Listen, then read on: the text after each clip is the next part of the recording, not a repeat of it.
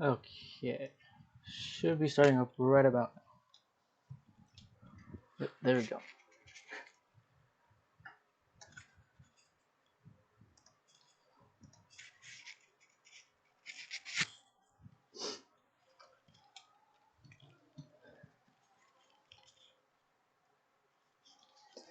All right. Hello, Mayor Daniel Corona. How is it going? Good, good. Thanks. How are you? I'm doing good. I'm doing good. Thank you for asking. Before I start getting into my questions, I want to ask. I kind of want to ask about. Uh, I just want to have a casual conversation mostly, and I just want to know, uh, how was your early life? Why did you want to become mayor? Just stuff like that. Okay. Um, so I grew up here in West Wendover. My family's been in Wendover for four generations. My great grandparents came with the railroad, and Wendover was literally the old save line and just railroad town. And they loved it so much they stayed here. My family has grown with the city. I I moved away for a while after high school.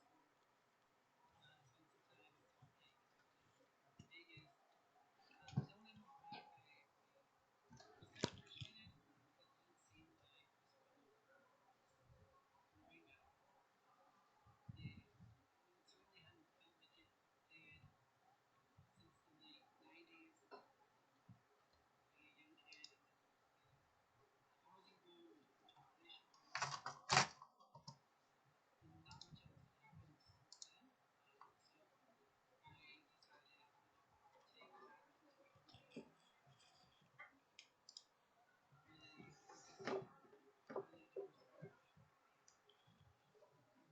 And it's great that we're both in hospitality town.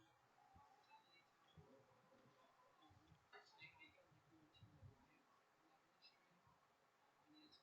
a great job. It's one of my favorite jobs in the city. Okay, yeah. um, so my first question is. Oh wait, I forgot. My nose fell. So as mayor and as a human being, how do you feel about the pandemic COVID-19? Yeah. So I'll answer that first, and then it's just a person. It's scary. I have both of my great grandmothers in their mid to late 70s,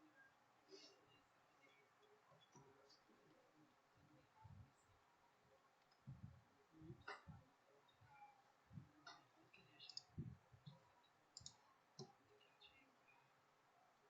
conditions that are susceptible to catching bad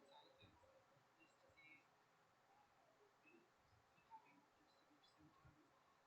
But then also, I have a niece who is very severe asthmatic, Oh she's no. started to severe um, symptoms of this disease. So it's just a person. It's kind of scary. As a mayor,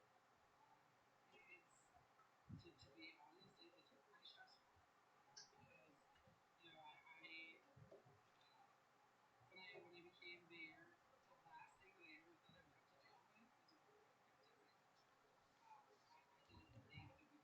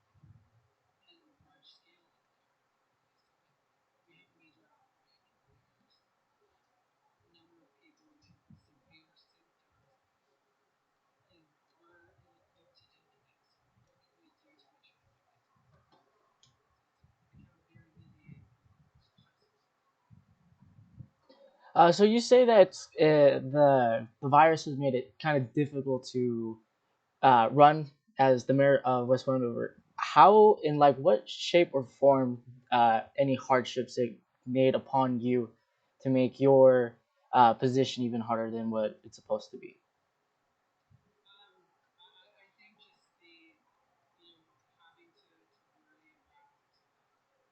I think just the, having to worry about the public health. It's terrifying for me because I don't want, I want to make sure that we as a city do everything that we can to make sure that this thing doesn't get out of control in our community, so that the impact as it relates to health is as minimal as possible. But then also with the economy, the casinos employ over 70% of the workforce,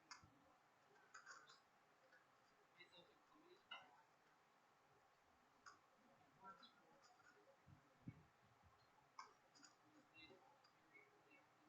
this. So I understand the economic impact that this is having on the community because I'm one of those people. So, I want to make sure that what we do as a city enables, helps get people back to work, and we're able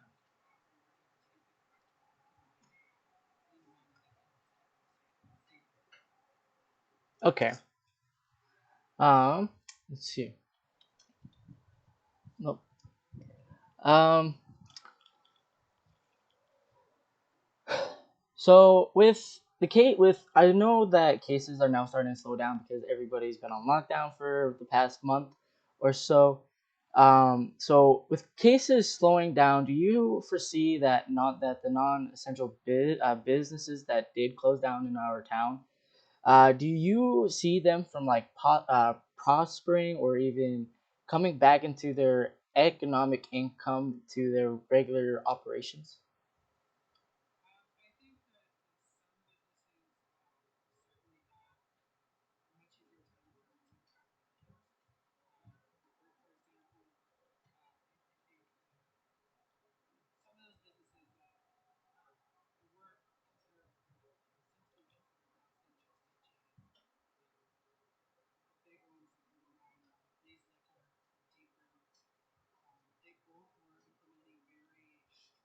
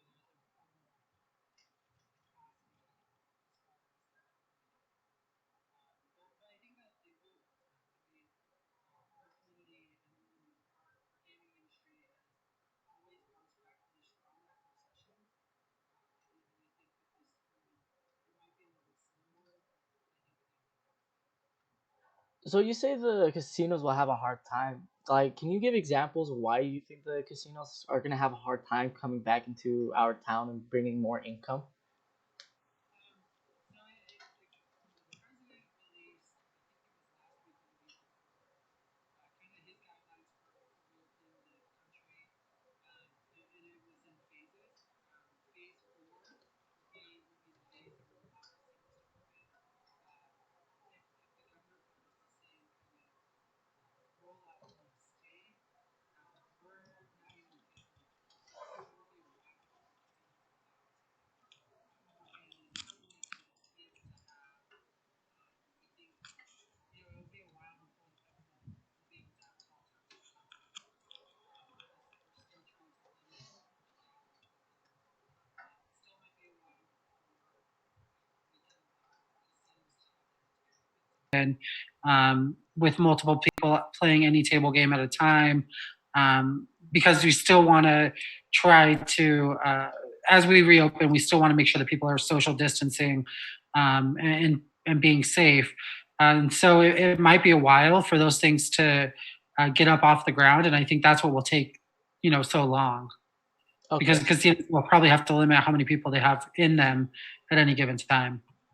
So do you think if the casinos took a precaution and they started social distancing when like the coronavirus barely started coming to the United States and all that, do you think our casinos would have stayed open if they started like limiting people in the restaurants, limiting people staying in their hotels? Do you think they would have stayed open if they took those types of precautions?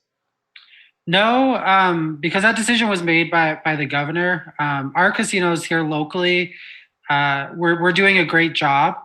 Um, as things started to really take off here in the country, I know that our casinos were limiting the number of people at their table games at any given time.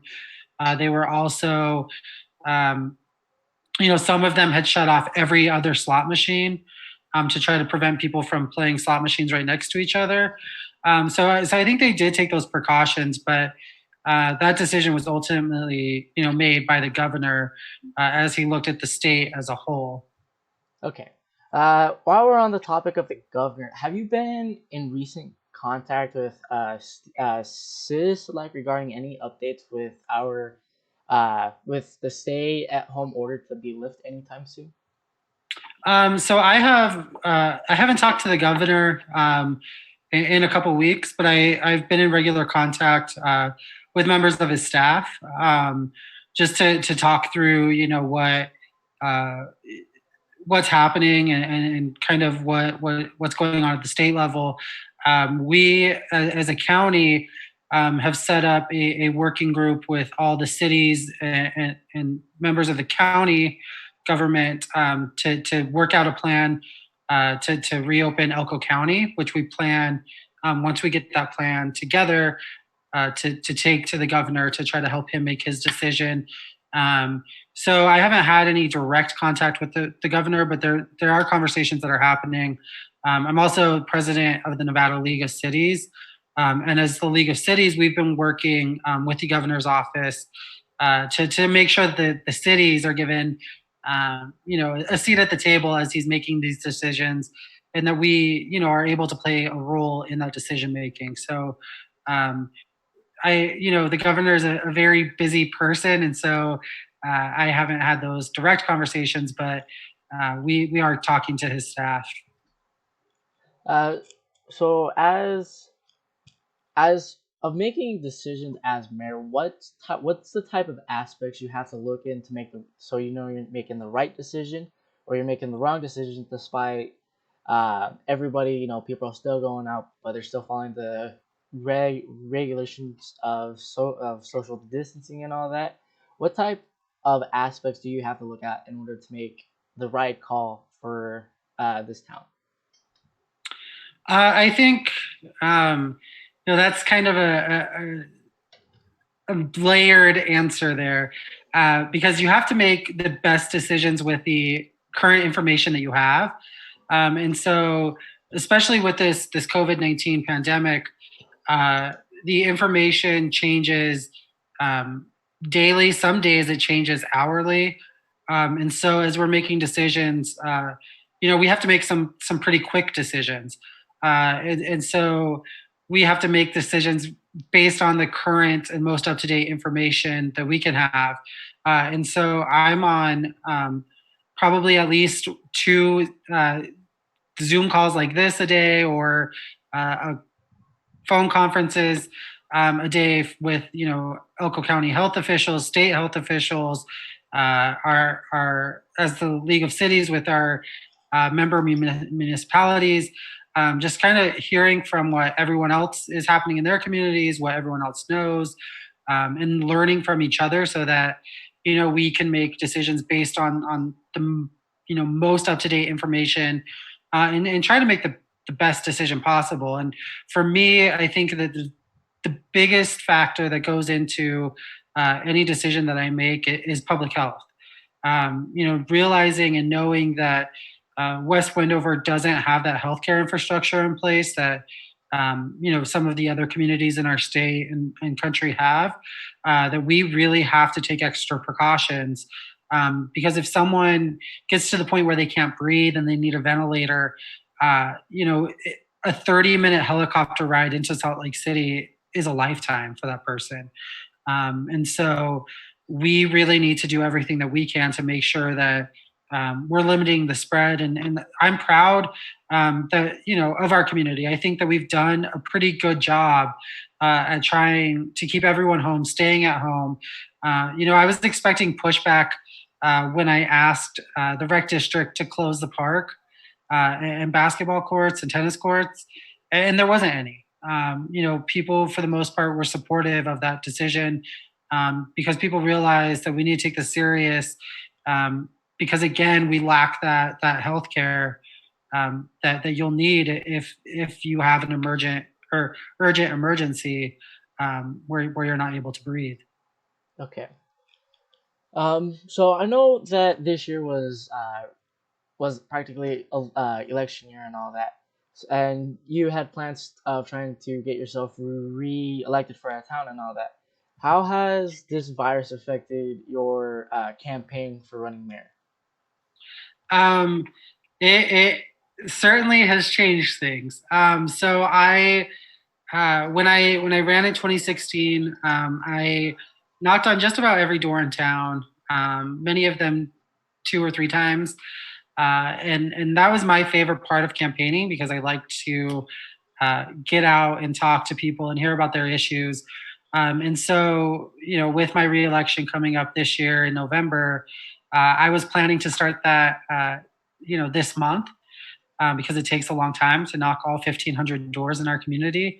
And so, this pandemic has obviously changed that, because I can't go out and go knock on people's doors.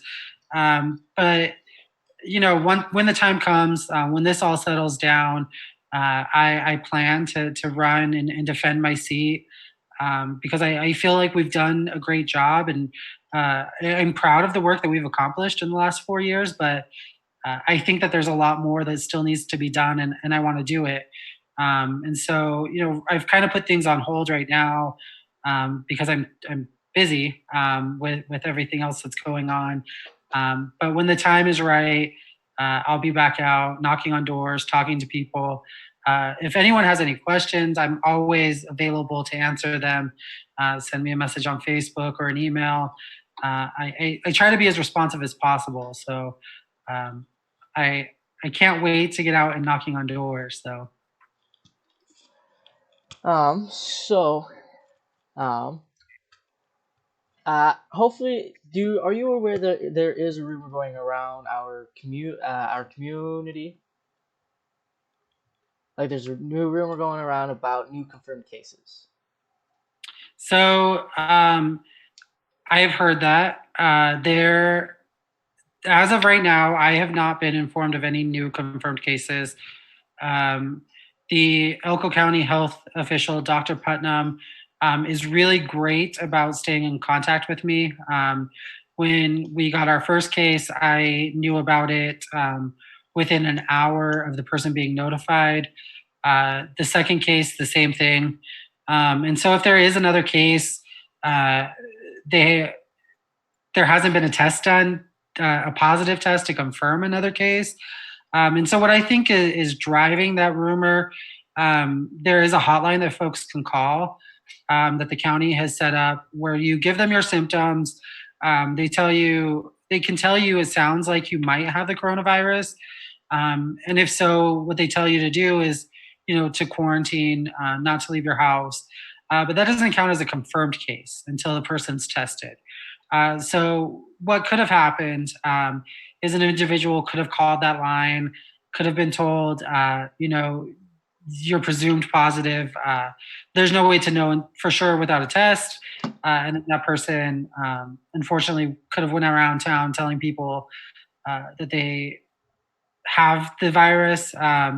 And so to anyone who is spreading the rumors, I would just ask that, you stay up to date on the city's website. We've got a great page on there on westwendovercity.com, that has all of the up to date local information on COVID-19. We're updating that as soon as we get new information. Also on my Facebook page, it's being updated as soon as new information comes in. So to check those two places first, before spreading the rumors. Okay. Um, what are your thoughts and opinions about all these theories about the coronavirus? For example, as COVID-19 is practically just the radiation just kind of going around from the 5G towers, or it's a it's a weapon made in one of the labs from Wuhan. What's your thoughts and opinions about all these bombarded theories or delusion? I don't pay them much thought. I, I pay attention to what the scientists are saying, what Dr. Fauci is saying, um, at the national level, and then what our doctors and scientists are saying here locally in the state. And there's no proof of 5G uh, creating this virus, or this virus being uh, a weapon of war that the Chinese have dreamed up. There's no proof of that.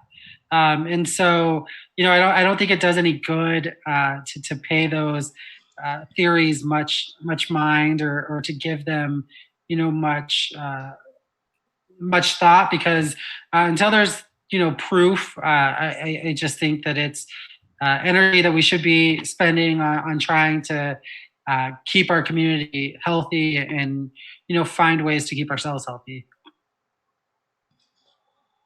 So with all the orders the governor has placed due to this pandemic and all that, um, has there been any orders he has placed down for our state and especially for our town that you've kind of like disagreed with, that you thought, that's not the best course of actions. I think we should do this or that. And which orders have you actually agreed with? So I do not envy the governor at all. He is in a position that I would not want to be in. Just a position where every decision that he's making is frankly life or death. If he makes a wrong decision, a lot of people could potentially die. And if he makes the right decision and things work, he catches a lot of heat because people think it's being a little overreactionary. So, with that being said, there have been, the decision to close golf courses, um, is one that, I don't know that agree with fully. I get why he did it. Golf courses in the Reno and Vegas areas were overcrowded, and they weren't doing, they weren't taking measures to properly social distance at those places. But I've talked to many of the other rural mayors, and I think that our golf course certainly did a great job. They closed the clubhouse. They didn't do the cart rentals anymore, but they allowed folks to go out, use the driving range, go out and walk some holes. And I think that was the right move. And so I wish the governor's order when it came to the golf courses would have possibly been, looked at a little bit differently, and maybe treated, rural courses like West Wendovers, like Elko's, where we weren't having those issues with social distancing a little bit differently. But I understand why he had to do it. And so, I don't envy him in the decisions that he has to make, but that's probably one I would have made a little bit differently. Okay. Um.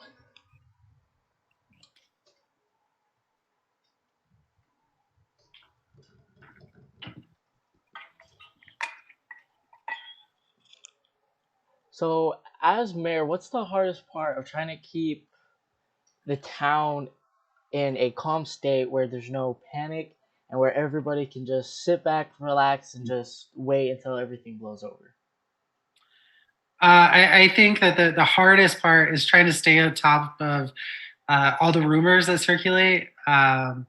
It seems like every hour I'm hearing a new rumor about someone being positive and going around to the grocery store and coughing on people or whatever the rumor is, and trying to stay on top of it.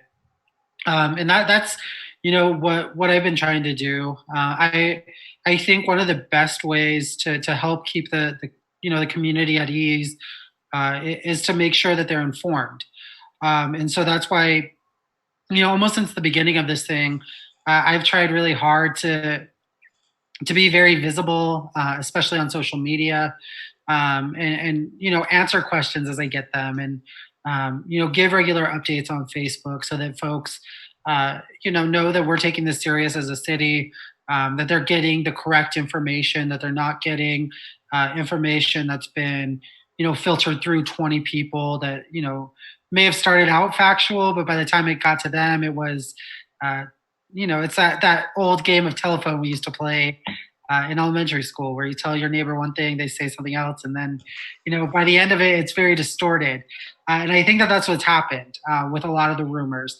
They might have started out as factual, but by the time they get to the 20th person, they're just some bizarre rumor or conspiracy. And so that's why I've taken that approach to just try to uh, be as visible as possible and give frequent updates so that folks are given the same information that I'm given, because I don't want to hide anything from the public.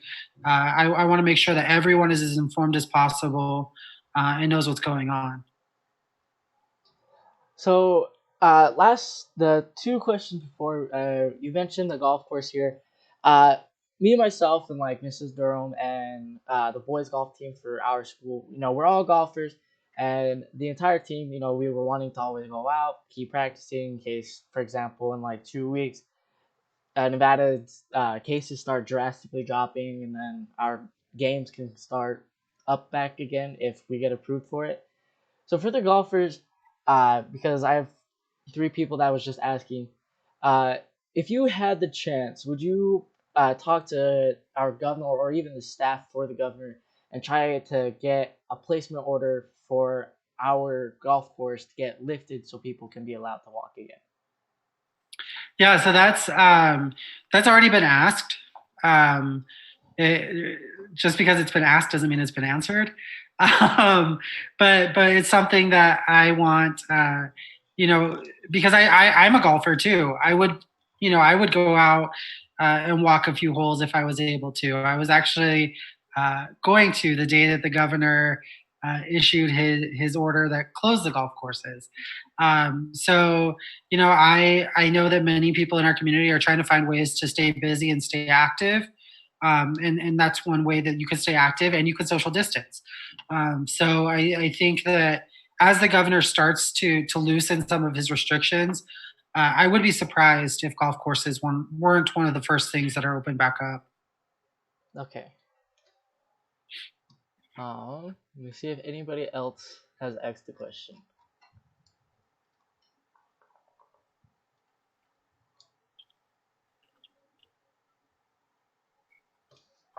Do I have any other questions?